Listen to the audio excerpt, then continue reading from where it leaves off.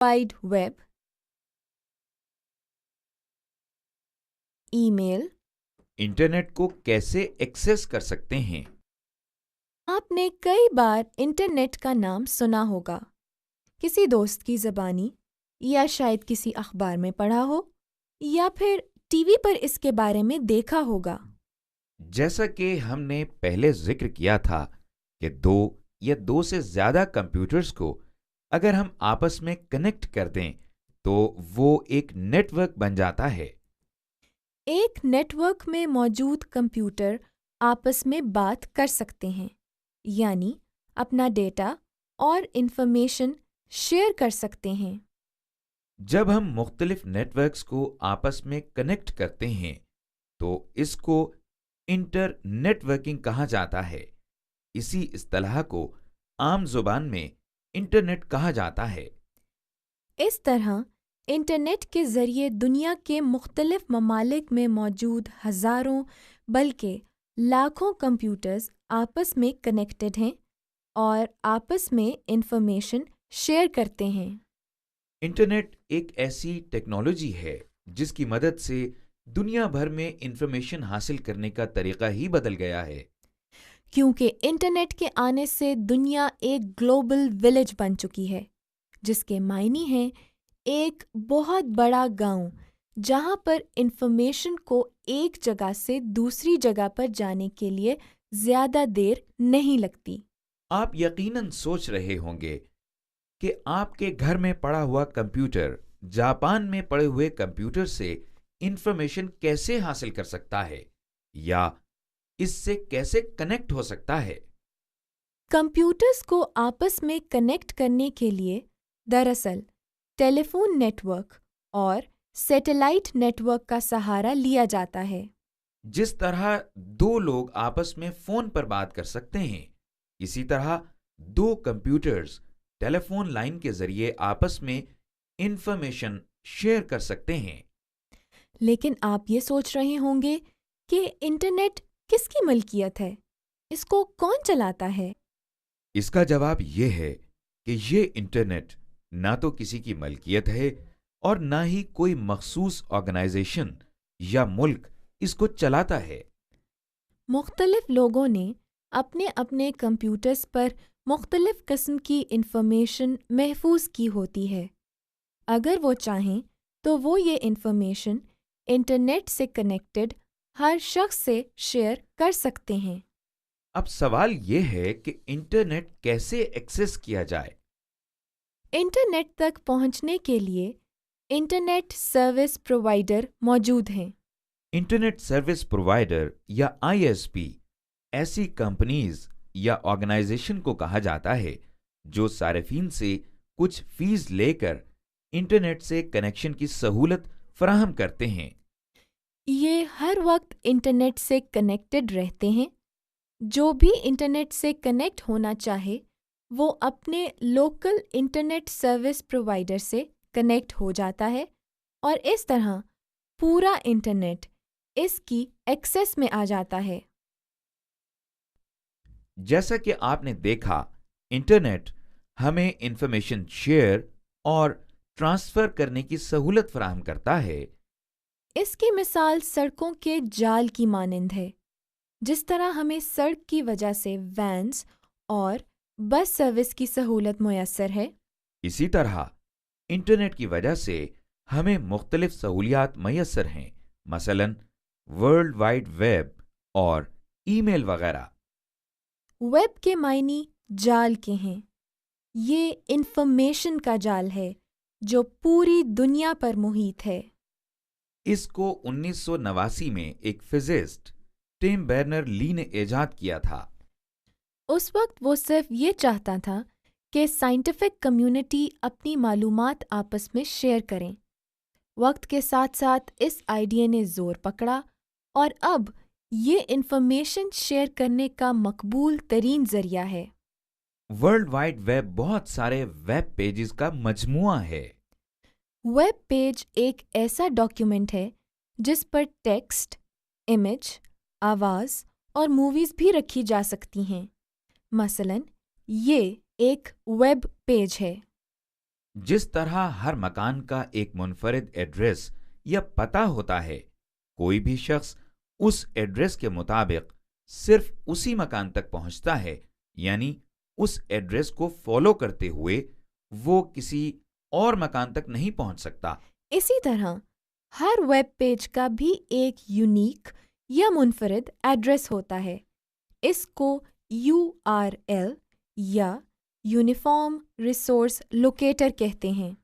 مثال کے طور پر یہ ورچوئل یونیورسٹی کے ویب پیج کا URL ہے۔ ویب پیج کو دیکھنے کے لیے جو سافٹ ویئر استعمال ہوتا ہے اسے ویب براؤزر کہتے ہیں۔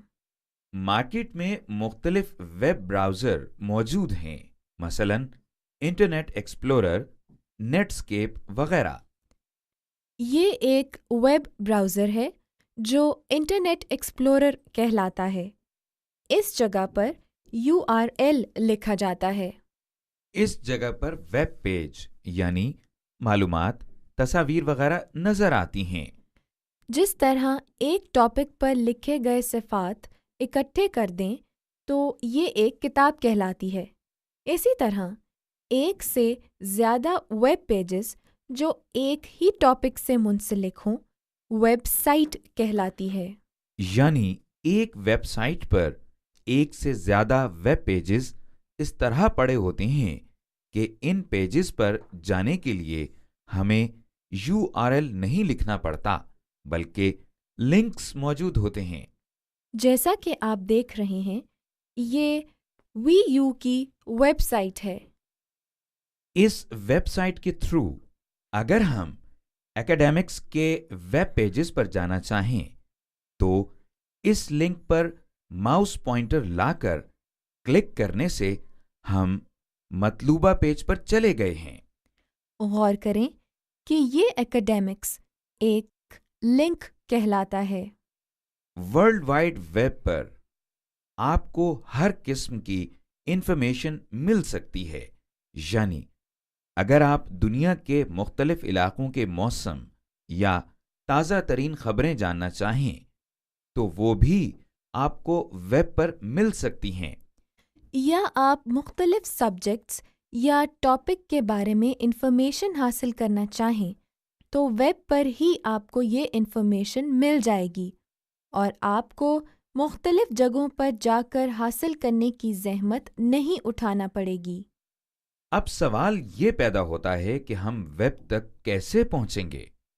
ویب پر جانے کے لیے آپ سب سے پہلے ٹیلی فون لائن کو کمپیوٹر سے کنیکٹ کریں۔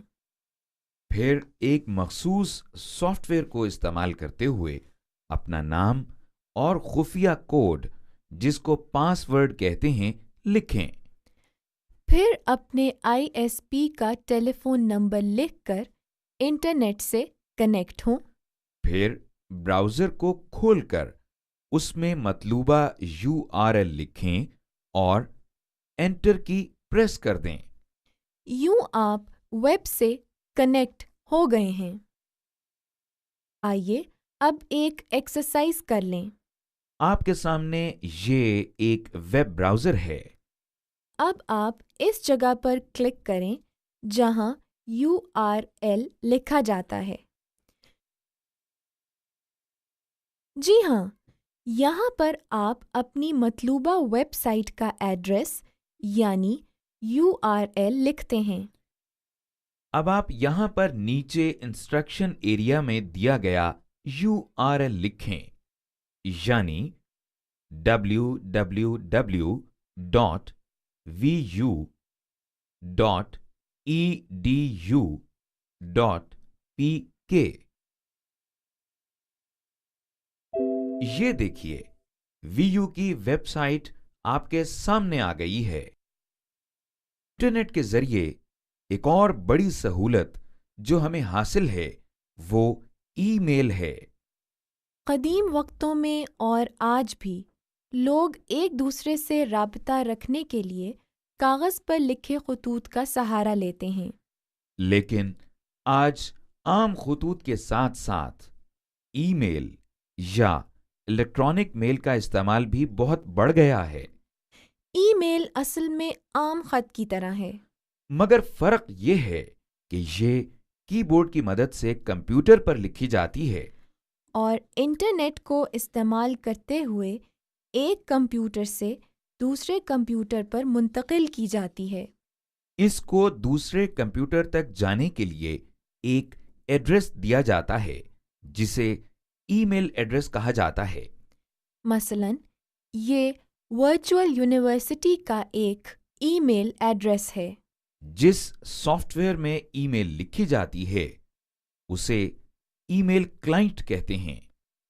اس ای میل کلائنٹ کے ذریعے نہ صرف نئی ای میل لکھ سکتے ہیں بلکہ سینڈ یا ریسیو کے ساتھ ساتھ پڑھ بھی سکتے ہیں۔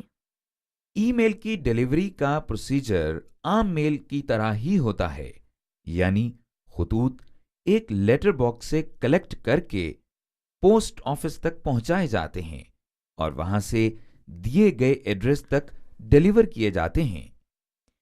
ای میل بھی آپ کے کمپیوٹر لیٹر باکس سے انٹرنیٹ کے پوسٹ آفس تک جاتی ہے اور وہاں سے اس شخص کے کمپیوٹر لیٹر باکس میں جاتی ہے جسے وہ ایڈریس کی گئی ہو۔ وہ شخص جب چاہے کمپیوٹر لیٹر باکس سے اس ای میل کو ریسیو یا حاصل کر سکتا ہے۔ اسے اس بات کا ڈر نہیں ہوتا ہے کہ کوئی اور شخص اس کی ای میل پڑھ لے گا، کیونکہ ای میل کو ایکسس کرنے کے لیے ایک پاس ورڈ کی ضرورت ہوتی ہے، یعنی ایک ایسا خفیہ لفظ جس کو استعمال کر کے آپ یہ بات ثابت کر سکیں کہ یہ آپ کا لیٹر باکس ہے۔ یہ بالکل ایسے ہی ہے جیسے آپ کسی پوسٹ آفس میں ایک پوسٹ باکس لیتے ہیں۔ پوسٹ آفس والے اس کی چابی آپ کو دے دیتے ہیں۔ اس چابی کی وجہ سے یہ پوسٹ باکس آپ کے علاوہ کوئی اور نہیں کھول سکتا۔ مارکیٹ میں بہت سے ای میل کلائنٹس موجود ہیں جن میں سے چند یہ ہیں۔ جیسا کہ آپ اسکرین پر دیکھ رہے ہیں کہ ہم مائکروسافٹ آؤٹ لک ایکسپریس استعمال کر رہے ہیں جو ایک مشہور ای میل کلائنٹ ہے۔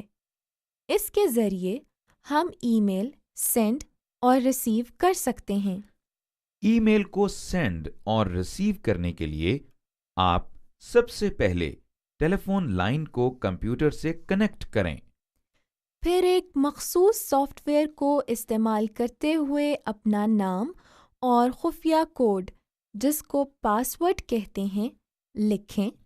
پھر اپنے آئی ایس پی کا ٹیلی فون نمبر لکھ کر انٹرنیٹ سے کنیکٹ ہوں۔ ای میل کو سینڈ کرنے کے لیے آپ ای میل کلائنٹ کو کھول کر اس میں مطلوبہ ٹیکسٹ اور ای میل ایڈریس لکھ کر سینڈ کے بٹن پر کلک کریں۔ ای میلز کو ریسیو کرنے کے لیے ای میل کلائنٹ پر موجود اس بٹن جس پر ریسیو لکھا ہے اس کو پریس کریں۔ اس طرح کرنے سے آپ کے نام جو ای میلز ہیں وہ آپ تک پہنچ جائیں گی۔ آئیے ایک ایکسرسائز ای میل کلائنٹ کی کر لیں۔ آپ کے سامنے اس وقت یہ ایک ای میل کلائنٹ کھلا ہے۔ آپ یہ ہائی لائٹڈ بٹن جس پر کریٹ میل لکھا ہے اس پر کلک کریں۔ یہ دیکھیے یہ ایک اور اسکرین آ گئی ہے۔ یہاں پر آپ اپنی ای میل ٹائپ اور سینڈ کر سکتے ہیں۔ تو چلیے پہلے آپ اس ریسیور کا ای میل ایڈریس لکھیں جہاں یہ ای میل سینڈ کرنی ہے، یعنی جہاں پر یہ